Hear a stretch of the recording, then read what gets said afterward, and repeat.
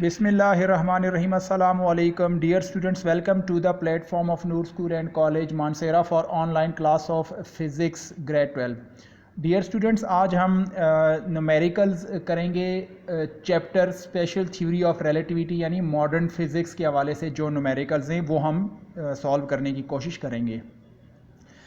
Okay dear students, अगर आप पहले न्यूमेरिकल को देखें तो पहले न्यूमेरिकल में ये कह रहा है कि अगर कोई ऑब्जेक्ट जो है उसकी प्रॉपर लेंथ L0 हो और फास्ट मूव करने पर उसकी लेंथ जब चेंज हो जाए यानी कि रिलेटिविस्टिक उसकी लेंथ जो है वो ओरिजिनल लेंथ का 1/3 हो जाए। अगर उसकी लेंथ कम होकर 1/3 हो जाए यानी L0/3 तो बताएं वो कितनी स्पीड से वो चीज़ मूव करेगी, या दूसरे अल्फाज में कोई चीज़ कितनी वेलोसिटी से मूव करे कि उसके ऊपर रिलेटिविस्टिक इफ़ेक्ट जो है वो एक्ट करें और उसकी लेंथ जो है वो ओरिजिनल लेंथ का 1/3 हो जाए।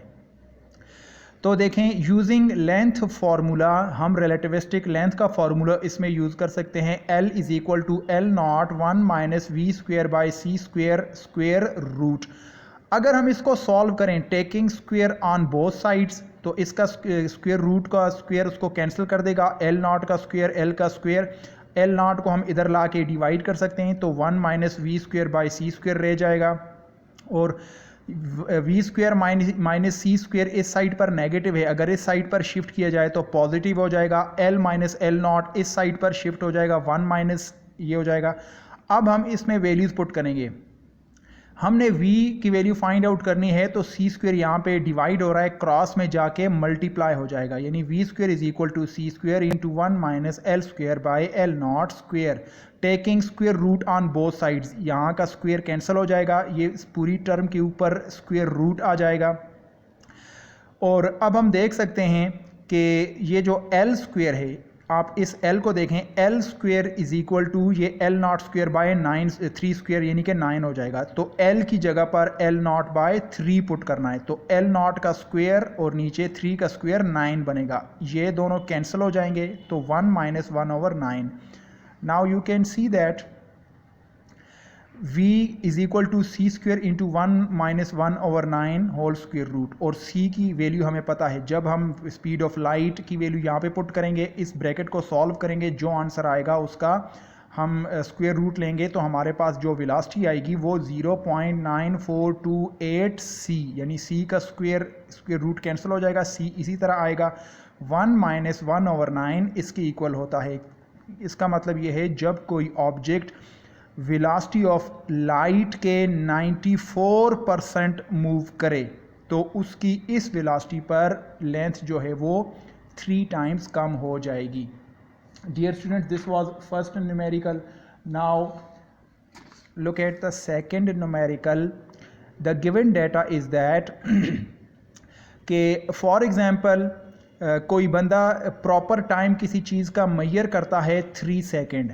अगर वो इस वेलोसिटी से मूव करे यानी कि 95% स्पीड ऑफ लाइट 0.95 c के साथ मूव करे तो बताएं टाइम प्रॉपर टाइम के बजाय उसका जो रिलेटिविस्टिक टाइम होगा वो कितना होगा, टाइम पर कितना फ़र्क आएगा। यूजिंग टाइम फार्मूला, यहाँ पे टाइम का रिलेटिविस्टिक फार्मूला यूज़ करें। t = T0 1/v² square root. अब हम वैल्यू पुट करेंगे। T0 जो प्रॉपर टाइम है वो है 3 सेकेंड, यहाँ पे 3 और 1 - v²/c²।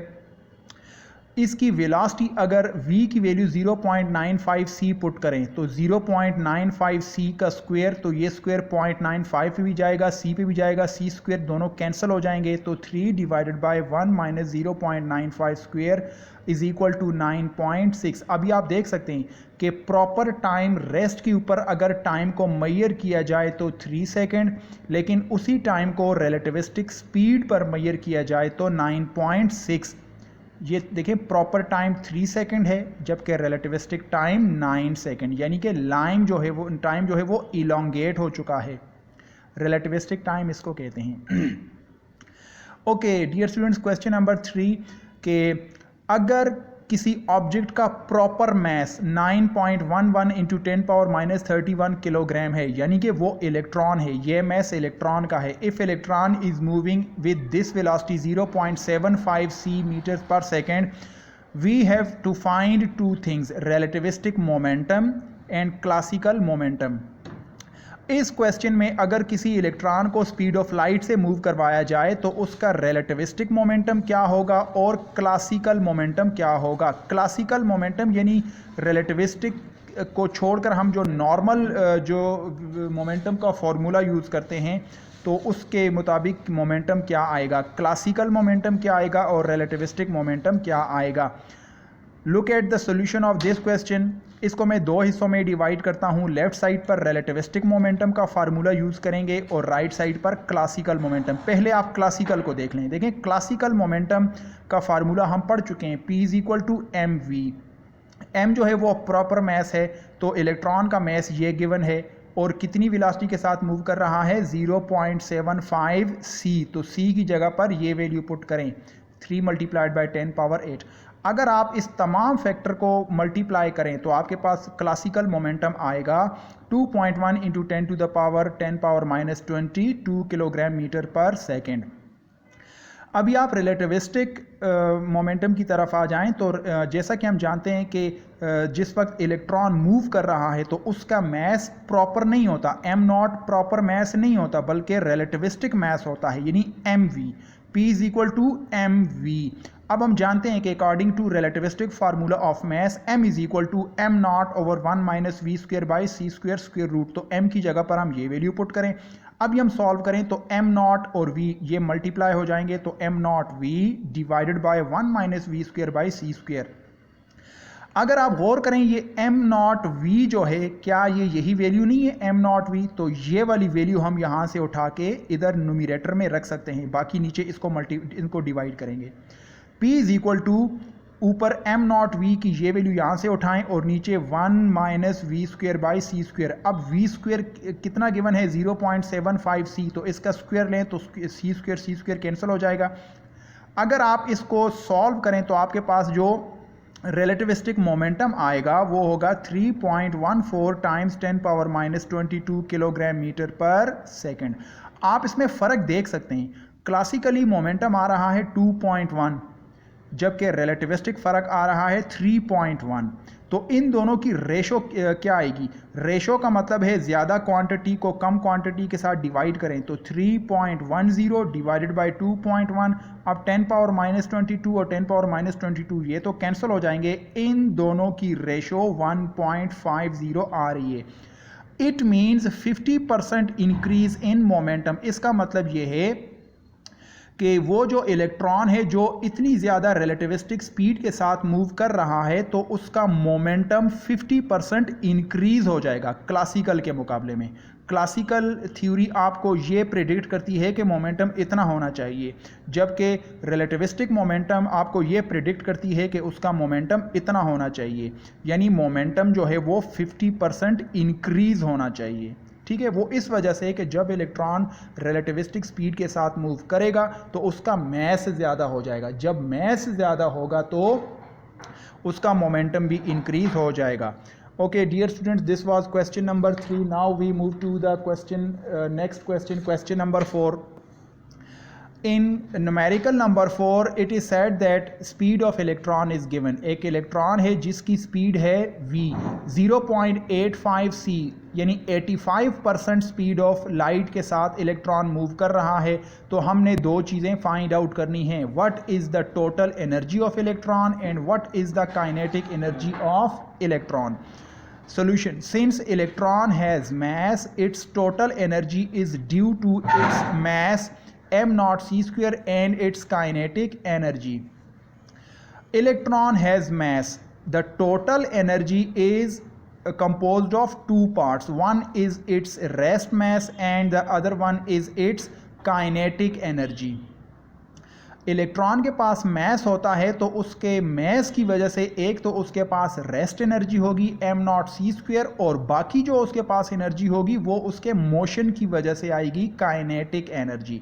तो हम लिख सकते हैं total energy of electron is equal to rest energy due to rest mass plus kinetic energy due to its speed और मोशन। तो total energy is equal to rest energy m0c² है प्लस काइनेटिक एनर्जी का formula half mv² है। अब kinetic energy motion की वजह से है, मूवमेंट की वजह से, और वो कह रहा है कि इलेक्ट्रॉन कितनी वेलोसिटी से मूव कर रहा है, रिलेटिविस्टिक वेलोसिटी। तो यहाँ पर m का रिलेटिविस्टिक फैक्टर डालें आप, m is equal to m0/1 - v²/c²। अब हम इसको v² के साथ मल्टीप्लाई करेंगे, ब्रैकेट को ओपन करेंगे, तो अभी आप देखें total energy is equal to m0, electron का रेस्ट मैस ये गिवन है 9.11 × 10⁻³ किलोग्राम, c² ये गिवन है 3 × 10⁸ होल पावर 2। तो ये m0c² की ये वैल्यू आ गई है, प्लस अब इसको देखें ये है 1/2, m0 ये वैल्यू आ गई है, v² ये है वेलोसिटी जो है वो 0.85c है, फार्मूले में उसका स्क्वायर है, तो ये square divided bye multiplied by 1/1 - v²/c²। तो आगे जगह नहीं है तो मैंने यहाँ पे मल्टीप्लाई लिख दिया है 1 divided by 1 - 0.85c whole square divided by c²। यहाँ पे c² कैंसिल हो जाएगा, 0.85 का स्क्वायर लेना पड़ेगा। तो अब देखें अगर आप इसको सॉल्व करें तो टोटल एनर्जी आपके पास आएगी 0.970 मेगा इलेक्ट्रॉन वोल्ट। ठीक है, तो 0.970 मेगा का मतलब होता है 10⁻⁶। तो उस इलेक्ट्रॉन के पास जो टोटल एनर्जी आएगी, यानी उसके रेस्ट एनर्जी मैस की वजह से रेस्ट एनर्जी और मोशन की वजह से जो काइनेटिक एनर्जी है, इन दोनों को मिलाएं तो जो टोटल एनर्जी आती है वो 0.970 मेगा इलेक्ट्रॉन वोल्ट आती है। अच्छा, इसमें आप एक बात का ख्याल रखें, देखें हमने कहा है ना कि ये जो रेस्ट एनर्जी टोटल एनर्जी जो है it is the sum of rest energy plus kinetic energy. Rest energy तो m0c² वो ये आ रही है, ठीक है। बाकी ये वाला जो फॉर्मूला है हाफ mv², ये काइनेटिक एनर्जी है। तो वो कह रहा है कि काइनेटिक एनर्जी निकाल के बताएं। अगर आप इस पूरे इक्वेशन में सिर्फ इस पार्ट को सॉल्व करें, ये इसकी काइनेटिक एनर्जी निकाल के देगा। ये जो बॉक्स में आपको नजर आ रहा है ये फॉर्मूला जो है काइनेटिक एनर्जी का है, और इसमें ये वैल्यूज पुट करें। जब आप इसको सॉल्व करेंगे तो इसका आंसर ये आएगा 0.459 mega electron volt.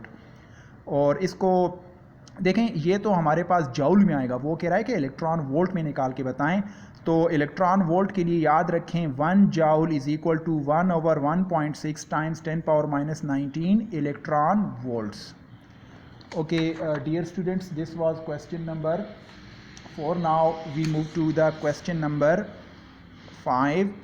The data is given कि अगर किसी चीज़ का प्रोटॉन का रेस्ट मैस जो है 1.67 × 10⁻⁻27 किलोग्राम है, तो बताएं अगर उसका रिलेटिविस्टिक मैस 3 टाइम्स इंक्रीज हो जाए, यानी कि उसका जो रेस्ट मैस है वो इतना है, उस प्रोटॉन को कितनी वेलोसिटी के साथ आप मूव करवाएंगे कि उसका मैस जो है वो ओरिजिनल प्रॉपर मैस का 3 टाइम्स हो जाए। तो हमने वो स्पीड फाइंड आउट करनी है using math formula, math relativistic formula use करें। m is equal to m0/1 - v²/c², square root, इसको क्रॉस मल्टीप्लाई करें, m को इधर ले आएँ तो ये क्रॉस में इसकी रेशो आ जाएगी। Taking square on both side, इधर का स्क्वेयर रूट को कैंसिल करेगा, इन दोनों के ऊपर स्क्वेयर आ जाएगा। आप 1 को इधर शिफ्ट करें, हमने v फाइंड आउट करना है, c² को क्रॉस में मल्टीप्लाई कर दें, और आखिर में ये हमारे पास जो वैल्यू आएगी कि इसको ज़रा देखें, ये जो रिलेटिविस्टिक मैस m है, ये नॉट वाला नहीं, ये वाला m, ये m किसके इक्वल गिवन है 3m0। तो इस m को आप 3m0 पुट करें, m0 ये तो कैंसिल हो जाएंगे, तो 1/3 होल स्क्वायर रह जाएगा, यानी कि 1/9।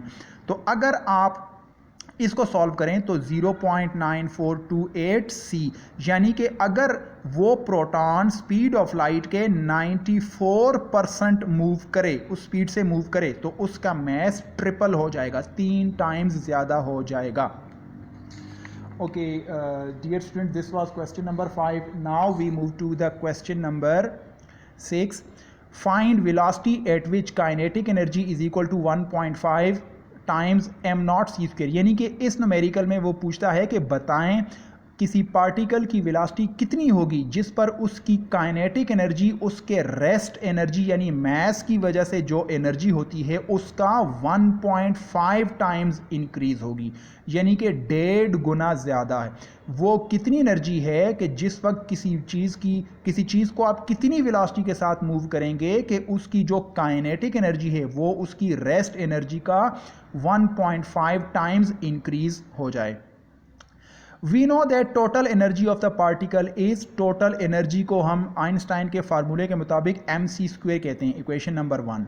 The total energy is the sum of rest energy and kinetic energy. हम जानते हैं कि टोटल एनर्जी जो है वो रेस्ट एनर्जी और काइनेटिक एनर्जी के इक्वल होती है, तो total energy is equal to m naught c² plus kinetic energy. ये हमने पिछले न्यूमेरिकल नंबर 4 में भी किया है, if you realise, numerical number 4।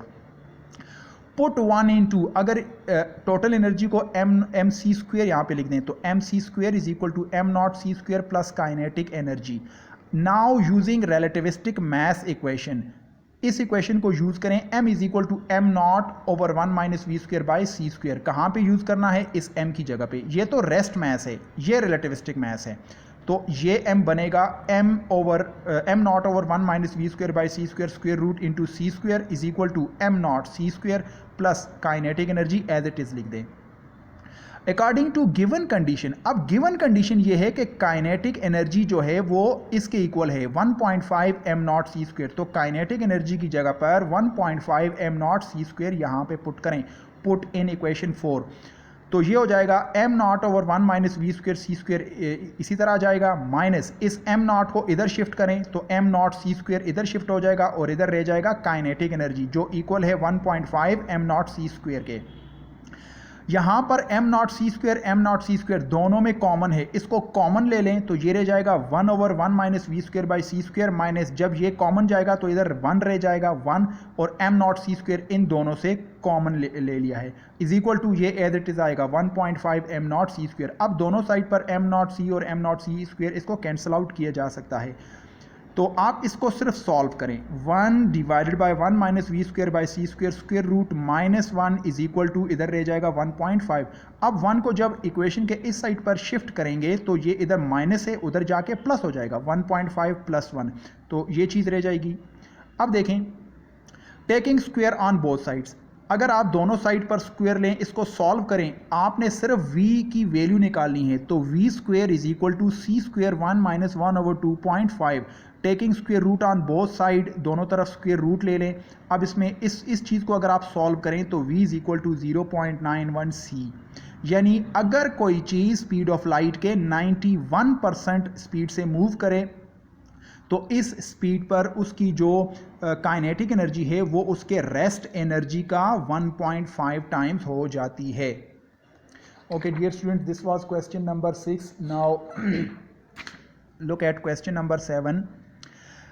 एक मेटल है, उस मेटल का वर्क फंक्शन 3 इलेक्ट्रॉन वोल्ट है, यानी कम से कम 3 इलेक्ट्रॉन वोल्ट एनर्जी चाहिए किसी इलेक्ट्रॉन को मेटल की सरफेस से इजेक्ट करने के लिए। असल में ये वाला जो क्वेश्चन है डियर स्टूडेंट्स, ये क्वेश्चन फोटो इलेक्ट्रिक इफेक्ट का है और उस मेटल के ऊपर आप वेवलेंथ की लाइट फॉल करते हैं, उस लाइट की वेवलेंथ 3 मल्टीप्लाइड बाय 10⁻⁷ मीटर है। तो हमने 3 चीज़ें फाइंड आउट करनी है। थ्रेशोल्ड फ्रीक्वेंसी के कम से कम कितनी फ्रीक्वेंसी चाहिए उस इलेक्ट्रॉन को इजेक्ट करने के लिए, और मैक्सिमम एनर्जी ऑफ इलेक्ट्रॉन्स के जब इलेक्ट्रॉन लाइट की वजह से उस मेटल की सरफेस से इजेक्ट होंगे, निकलेंगे, तो जब वो मूव करेंगे उनकी मैक्सिमम काइनेटिक एनर्जी कितनी होगी। और तीसरा पार्ट जो है वो है कि स्टॉपिंग पोटेंशियल कितना होगा। ठीक है, स्टॉपिंग पोटेंशियल वो पोटेंशियल होता है जिस पे काइनेटिक एनर्जी मैक्सिमम होती है, ये हम फोटो इलेक्ट्रिक इफेक्ट में डिस्कस कर चुके हैं।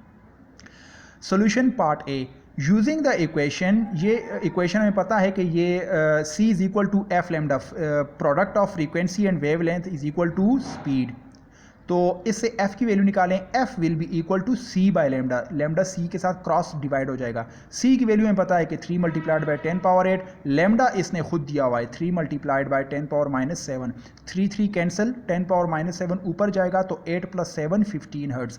तो वो जो लाइट हम फेंक रहे हैं उसकी फ्रीक्वेंसी कम से कम कितनी होनी चाहिए, in the range 10 power 15 hertz होनी चाहिए। इसका बी पार्ट देखें, यूजिंग फोटो इलेक्ट्रिक इक्वेशन, जो फोटो इलेक्ट्रिक की इक्वेशन है उसको यूज़ करें, H F is equal to 5 plus kinetic energy maximum. Kinetic energy की वैल्यू निकालें तो 5 को इस साइड पर शिफ्ट करें, kinetic energy will be equal to H F minus 5। अब देखें एच प्लांक कांस्टेंट है, इसकी वैल्यू 6.7 टाइम्स 10 पावर माइनस 34 होती है। फ्रीक्वेंसी हमने अभी यहाँ पे फाइंड आउट की है 10 पावर 15, ये फ्रीक्वेंसी की value minus work function phi, वो उसने खुद दिया हुआ है क्वेश्चन में 3 इलेक्ट्रॉन वोल्ट। अगर आप इसको सॉल्व करें तो आपके पास ये आंसर आ जाएगा, लेकिन याद रहे यहाँ पे ये इलेक्ट्रॉन वोल्ट में आ रहा है, जबकि काइनेटिक एनर्जी हम जाउल में मेजर कर रहे हैं। तो उस वजह से ये बात याद रखें कि 1 joule is equal to 1 over 1.6 times 10 power minus 19 electron volt. ठीक है, तो हमारे पास जो इसका आंसर आएगा वो मैंने ये किया है कि ये जो एच एफ है, ये जो एनर्जी है ये जाउल में है। ठीक है, जाउल में, इसको भी इलेक्ट्रॉन वोल्ट में कन्वर्ट करना है। तो इस पूरी टर्म को 6.7 टाइम्स 10 पावर माइनस 34 को आप 1.6 टाइम्स 10 पावर माइनस 19 से डिवाइड करें, क्योंकि जब हम जाउल से इलेक्ट्रॉन वोल्ट बनाना चाहते हैं तो हम उस जाउल को, उस एनर्जी को 1.6 टाइम्स 10 पावर माइनस 19 से डिवाइड करते हैं। अब इसका सी पार्ट देखें, stopping potential is the voltage at which kinetic energy of emitted electron is maximum. Stopping potential वो पोटेंशियल होता है जिस पर फोटो इलेक्ट्रिक इफेक्ट में जो इलेक्ट्रॉन्स निकलते हैं उनकी काइनेटिक एनर्जी मैक्सिमम होती है। तो stopping potential is equal to kinetic energy divided by Q. अब ये कैसे आया देखें, सेकंड चैप्टर में या फर्स्ट चैप्टर में हम ये पढ़ चुके हैं कि electric potential is equal to work done per unit charge होता है। तो work is the form of energy, इसको आप काइनेटिक एनर्जी कहें, Q है इसको आप Q कहें या इसको E लिख दें, क्योंकि हम इलेक्ट्रॉन की बात कर रहे हैं। इलेक्ट्रॉन के चार्ज को E से रिप्रेजेंट किया जाता है। तो stopping potential is equal to kinetic energy, वो हमने अभी यहाँ पे फाइंड आउट की है 1.16 electron volt divided by Q। अब देखें यहाँ पर चूंकि इलेक्ट्रॉन की बात हो रही है तो इलेक्ट्रॉन के चार्ज को E से रिप्रेजेंट किया जाता है। जब यहाँ पे E पुट करेंगे तो ये वाला E और ये वाला E कैंसिल हो जाएगा, तो आपके पास 1.16 वोल्ट रह जाएगा। तो ये वो वोल्टेज है, ये वो स्टॉपिंग पोटेंशियल है जिसके ऊपर इलेक्ट्रॉन की जो है वो काइनेटिक एनर्जी मैक्सिमम होगी। Okay dear students, now 10th question कि ये डी ब्रॉली इक्वेशन से रिलेटेड है कि आपने पोटेंशियल डिफरेंस कितना अप्लाई किया, 200 वोल्ट्स, कि आपने किसी इलेक्ट्रॉन को मूव करवाने के लिए पोटेंशियल डिफरेंस अप्लाई किया 200 वोल्ट्स, और इलेक्ट्रॉन का मैस है 9.1 multiplied by 10 power minus 31 kilogram. Electron के ऊपर चार्ज होता है 1.6 टाइम्स 10 पावर माइनस 19 कूलम। तो हमने ये फाइंड करना है कि अगर किसी इलेक्ट्रॉन को 200 वोल्ट पोटेंशियल लगाकर उसको मूव करवाया जाए, एक्सेलरेट करवाया जाए, तो मोशन की वजह से उसके साथ जो de Broglie wavelength associated होगी वो फाइंड आउट करें। तो using de Broglie equation lambda is equal to h by p. H तो चलें प्लांक कांस्टेंट है, लेकिन what is p? P is momentum, और हम जानते हैं कि मोमेंटम को in terms of kinetic energy यूं लिखा जा सकता है, P is equal to 2m into kinetic energy whole under root equation 2। तो P की ये वैल्यू हम 1 में पुट कर सकते हैं। We also know that kinetic energy is equal to electron volt.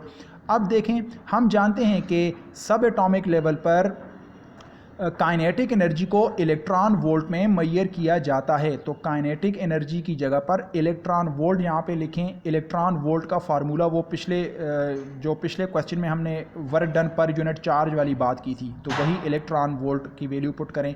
तो इक्वेशन 1 आपके पास बन जाएगी, lambda is equal to h over 2m, h over p की जगह पे 2m और काइनेटिक एनर्जी की जगह पे इलेक्ट्रॉन वोल्ट।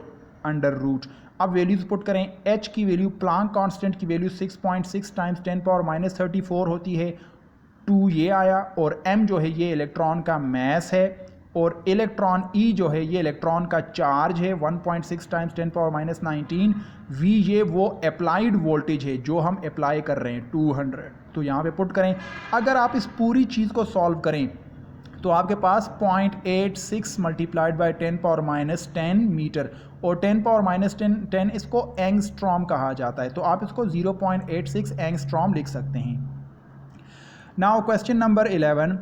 क्वेश्चन नंबर 11 भी इसी तरह है, सेम इसी तरह है। फ़र्क सिर्फ ये है कि ऊपर वाले क्वेश्चन में इलेक्ट्रिक पोटेंशियल या पोटेंशियल डिफरेंस 200 वोल्ट दिया हुआ है, जबकि यहाँ पे उसने सिर्फ वैल्यू चेंज कर दी है। वो कह रहा है कि अगर आप इलेक्ट्रॉन को 50 वोल्ट लगाकर मूव करवाएं, यहाँ पे तो 200 वोल्ट है, यहाँ पे 50 वोल्ट है, तो उसकी डी ब्रोगली वेवलेंथ कितनी होगी। ऊपर वाला ही फार्मूला आप यूज़ करें, using the above formula lambda is equal to h over 2m electron volt square root, lambda is equal to h over, ये है 2, ये मैस ऑफ इलेक्ट्रॉन, ये चार्ज ऑफ इलेक्ट्रॉन, और ये v है वोल्टेज।